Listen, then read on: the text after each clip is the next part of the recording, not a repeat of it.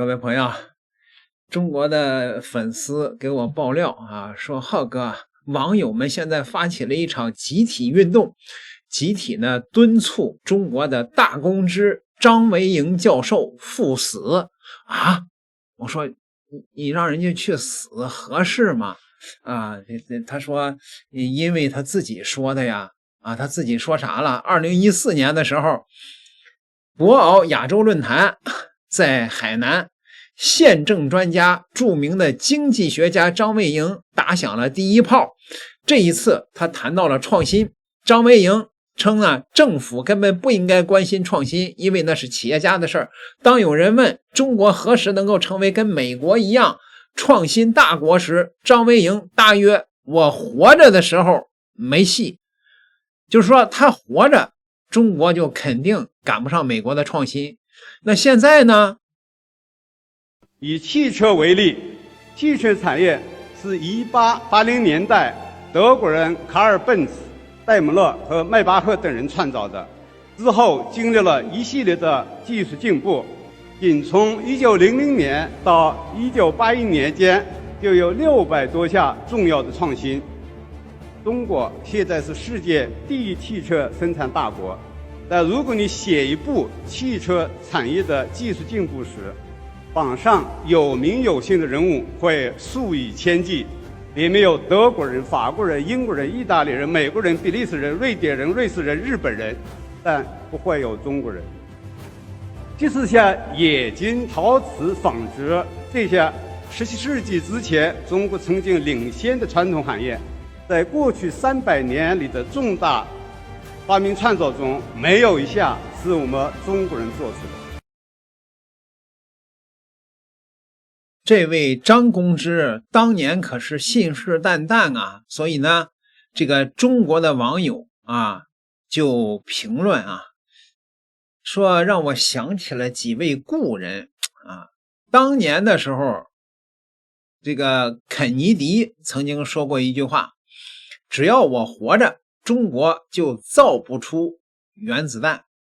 结果呢，肯尼迪1963年死了，1964年中国的原子弹就横空出世了。肯尼迪人家自己说对了，对吧？他死了，造出原子弹了。美国的前国防部长盖茨说，中国到2025年都造不出5代的隐形战斗机2021年中国的歼20对外亮相，2024年底中国的2款6代机全球首飞还有的这个朋友说说这个张维迎干脆改名算了改名张田美算了就是跪舔美国嘛，说自己感觉时日无多了，觉得自己活不过10年了。2014年的时候中国的创新确实差点，对吧短短10年难以弥补这么多的短板，结果呢张教授还真活过10年了，对吧？那个张教授觉得中国的落后是制度上的落后，再给中国几十年，中国的科技创新也无法赶上美国或者说是这个张教授接到了组织的任务，未来的日子里必须得唱衰中国，打压中国人的信心，用舆论引导中国走上歧途延误中国的发展，对吧？那不然的话没法解释他为什么这么寻死觅活的发誓说赶不上对吧？那现在呢？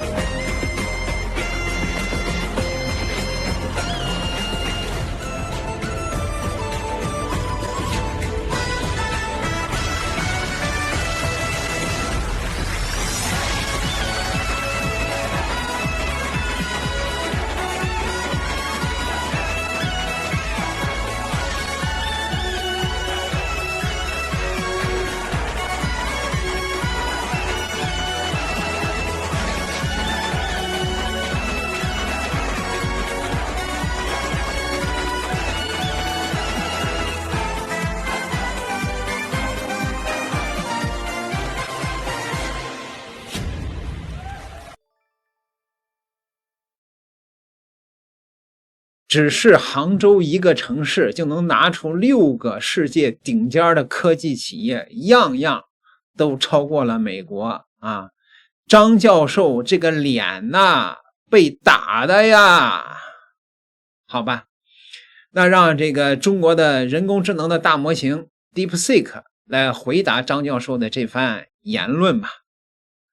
张维迎2014年的这番言论放在今天来看，堪称一场教科书式的认知打脸的现场。当年他对着镜头断言中国创新赶上美国，我这辈子是没戏了，仿佛给中国的科技判了死刑。可如今回看，这番论调简直就像拿着算盘预测量子计算机，既错估了时代齿轮的转速，更低估了中国创新的爆发力。看看现实如何抽醒傲慢的预言。当美国的商务部对着华为的 Mate 60芯片急得跳脚的时候，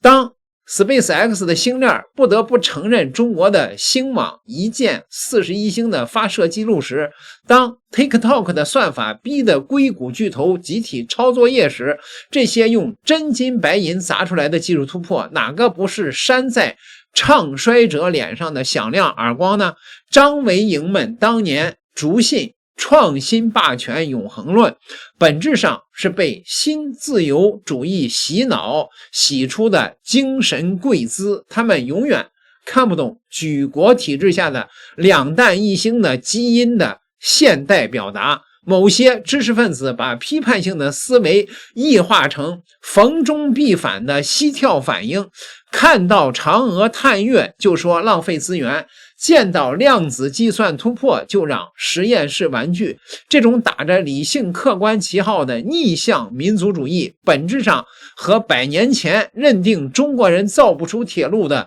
腐朽士大夫是一脉相承的。他们选择性的失明于中国研发投入的强度已经超越了欧盟的事实，假装看不见Nature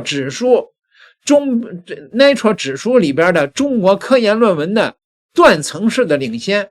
这种捂着眼睛唱挽歌的姿态，不过是知识买办最后的倔强。历史早就证明，创新从来不是某个种族的专利，更非某种制度的专属品。当张维迎们还用在20世纪的坐标丈量21世纪的创新版图的时候，中国科技军团早已在数字经济、新能源、人工智能等新赛道重构游戏规则。这不是什么弯道超车，而是人类文明的新大陆正在被重新测绘。而这次指南针的指针终于开始指向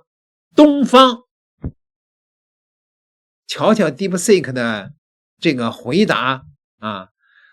哎呀，张维迎们这些老公知们可以说是已经是被历史抛弃的一些老垃圾了。